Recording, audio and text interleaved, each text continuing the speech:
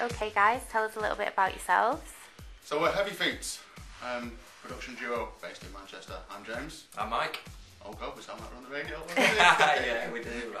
Yeah, well, speaking of which, we do a radio show every week in Manchester, so that's sort of the... so Radio Voices. Radio Voices. Are well versed, well practiced. Yeah, production duo from Manchester, make all sorts of house, garage, breaks, work on some more obscure stuff that we might touch on shortly, but mainly club stuff. Mainly club stuff. Cool. So what's the history of you guys? How did you meet and get started? We've been working together for about 4 years now, and it was sort of just a progression of DJing when we were younger. Started making music, obviously went to uni, and then sort of through that we started to work together on music and then realised we could actually pursue it. We used to run some big events in Manchester as well, so we sort of just had the bug for it really, and carried it through, and it's just how it is these days with wanting to DJ and play around the world and stuff. You need the music to back it up, so that's... Yeah, if you want a career in the music industry, you need to be an artist if you want to be kind of performing, so... Yeah, that's pretty much the last 4 years. We've learned to make tunes over the 4 years we've been doing it.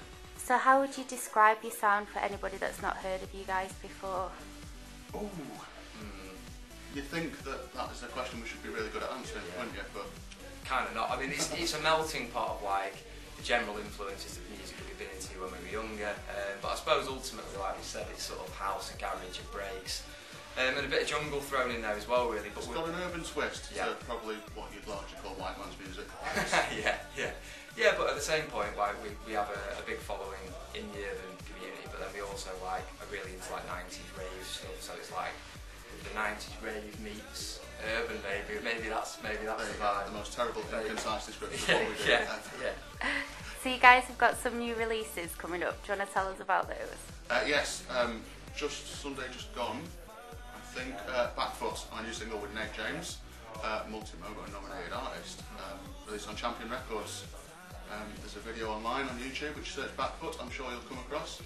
It's definitely one of our biggest singles today. It was too good an opportunity to turn down working with such a vocalist and releasing on such a label. I mean, when somebody says, do you want to work with someone like Nate James, it's an opportunity that you've got to take, and it's a great track that we put together. And I think for the fact that the sun's out now, it's just sort of coming into its own really. And the video's done about 160,000 hits, and as James said, it's just come out.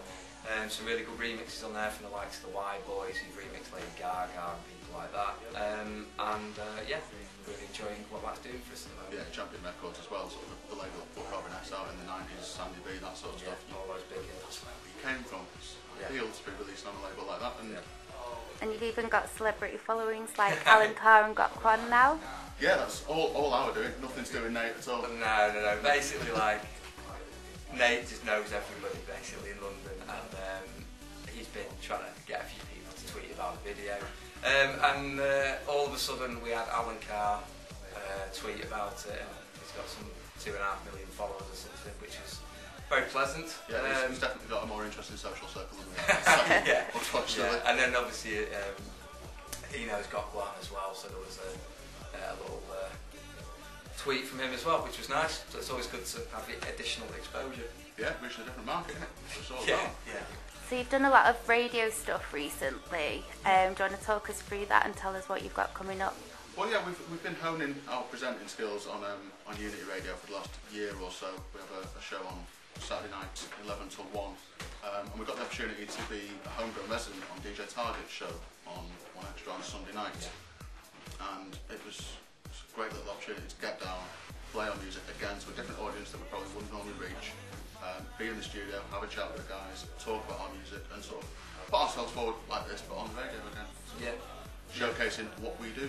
Yeah, I mean, additionally with the 1Extra thing's been really, really good for sort of people who are mad into their urban music. As I say, that's one side of what we do, but then also we've just done a mix for Kiss FM in London. We're just on Capital FM at the weekend doing some bits, and generally Radio 1's supportive of what we do, and I mean, it's one of those things, the music sort of transcends over lots of different genres and different markets as well, so we have to be in the urban scene but also in the dance music scene, so it's sort of being thinking all the time. Whenever there's the opportunity to do stuff like that, we've got to do it, because you know you're going to reach different people, and we are aware that sort of people kind of hear our music differently to maybe how we do, and we'll get something different out of it, and to have played in that or have the opportunity to showcase it is spot on. Yeah.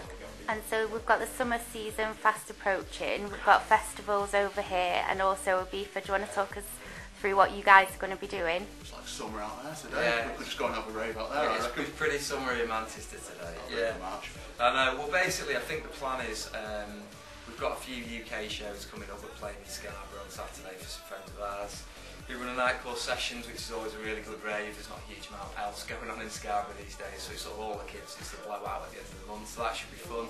And then coming up, really, we've got Park Life in Manchester, obviously. Big 30,000 capacity festival on Platfields, which we're playing in the VIP for that, which we're really looking forward to. And then we're doing Wakestock a few weeks later in Wales. There's a few other bits that are to be confirmed at the moment. Hopefully we're going to get out to Ibiza. Yeah. It's been a couple of years since we've been out there. It'd be nice to kind of get the opportunity to maybe play in space or Eden or something like that again. Yeah. So you might catch us out there. Yeah. All being well. Watch this space. Fingers crossed. Okay. And what are your guys' favourite tracks to date that you've produced? There's been a couple. I'd say that the new release on Champion, Backfoot, is definitely a highlight. Yes. It's a really good example of what we are capable of as producers. It's a nice summery house track, but it's got a bit of a soulful vocal, so it joins a couple of things together that maybe you wouldn't expect. Yeah, I think James is right, really. I think Backfoot's been it's opened so many doors for us, that track, and there's been an awful lot of interest to come from it. It's certainly one of my favourites. We've got a track coming out as well at the end of April called Blue That, which is a little bit more on a tougher, more urban-y sort of club vibe, which features DRS on the vocals, who's sort of infamous, or notorious perhaps, Manchester MC, which we're going to be doing some work with Massive with regards to that. So we're going to be putting a video together for that very soon. I'm looking forward to getting that one out at the end of April.